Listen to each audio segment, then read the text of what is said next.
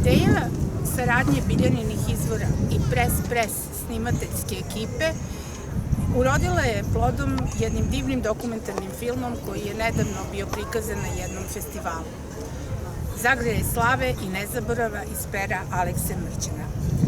Sam taj film nit je saradnje sa našim istaknutim književnikom Lazarom Radovanovićem, koji je ujedno i bio saradnik profesora Alekse Mrđana, kao sekretar školskog centra Zmaj u Zemunu. Nastavio svoj rad kao književnik, poeta, član je udruženja novinara, publicista je i objavio je preko 20 knjiga u okviru njegove izdavačke kuće Zenit od 1988. godine.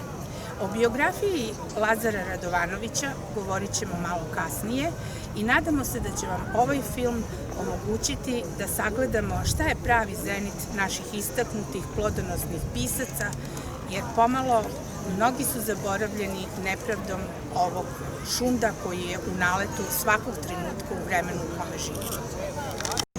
Književnik, publicista, novinar, pravnik i izdavač Lazar Radovanović rođen je 26.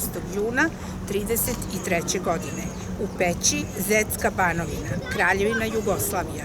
Potiče od bratstva Đurkovića iz Pipera. Otac Ćetko Lazarev Radovanović, veteran balkanskih i Prvog svetskog rata, poginuo je u Nobu. Majka Gospava, rođena Jovanović iz Lutova.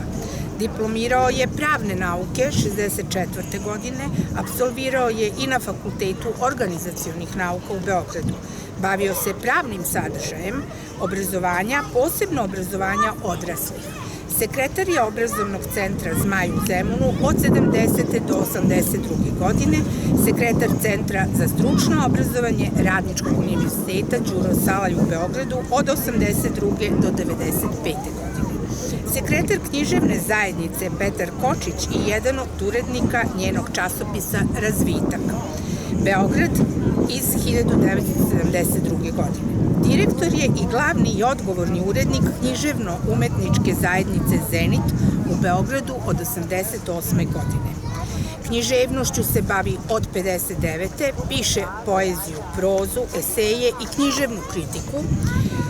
Književne priloge objavio je u najuglednijim listovima i časopisima.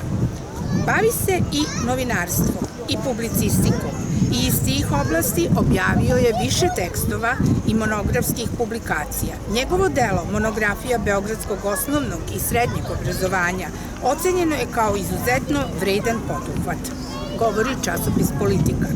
U svojstvu direktora i urednika Zenita objavio je veliki broj dela domaćih i stranih autora i tako dao svoj doprinos izdavaštvu kod nas. Član je Udruženja književnika Srbije i Crne Gore, dobitnik je više nagrada i društvenih priznanja, zastupljen je u nekoliko zbornika, leksikona i antologija. Lazar Radovanović je pesnik koji ima dva zavičaja, Crnu Goru i kosmos. I ta činjenica predstavlja osnovnu tematsku odrednicu njegove poezije. Ovom pesniku Crna Gora je izvorište i utočište, ona je nadahnuće i oslonac, početak i pribežište.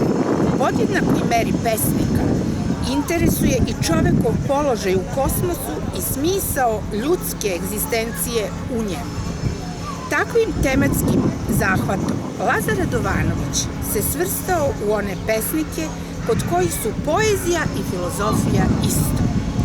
Traganje za suštinom sveta i smislom bivstvovanja u njemu. U objavljenim zbirkama poezije opevao je svoj doživljaj Crne Gore i sveta. Učinio je to na način svojevrstan pesniku, autentičnog izraza i misliocu dubokog zahvata.